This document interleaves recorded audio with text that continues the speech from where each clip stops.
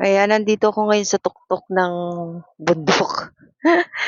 From dito tanaw na tanaw mo yung mga naliligo at tanaw na tanaw mo diyan sa baba.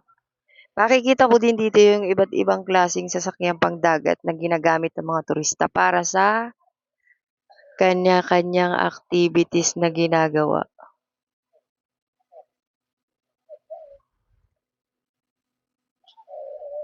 So, ayan. Ang linaw ng tubig.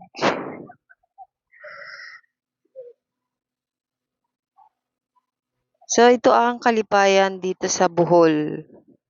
By the way, dito ako sa Alona Resort, dito sa Panglao, Bohol. So, from Boracay, andito na naman tayo ngayon. Nag-i-explore. So, ayan. Ate, pinakandulo na ba to? Pinakandulo na to o meron pa? Ano yun sa may party doon?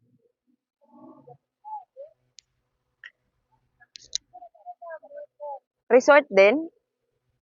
Allowed pumunta doon? Oh, kasi parang wala akong masyadong nakikitang tao doon. Parang walang masyadong tao. So, asan ang daan niya? Daan niya dito?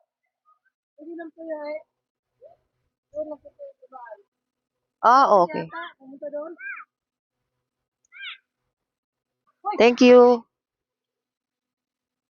Ah, nag-ano din kayo dito? Dito kayo pumuwesto talaga sa taas. Maganda yung pwesto dito eh, no? Eh, solo, hindi masyado marami tao. Ang dami kasi dong tao, crowded.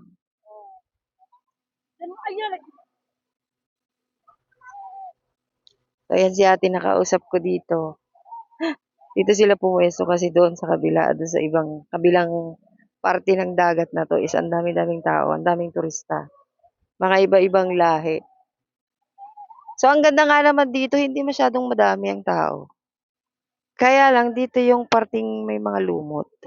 Actually, yung lumot daw na yan, malaking tulong daw yan dito sa dagat. Kasi isa yan sa nagiging dahilan kung bakit nagiging maputi daw yung buhangin. Parang ganun. Ewan. Yun daw ang sabi nila. So, ayan, tingnan nyo naman mula dito. Oh, grabe. Yun nga lang, pag nahulog ka dito, hindi ka talaga bubuhayin. Lasog-lasog ka.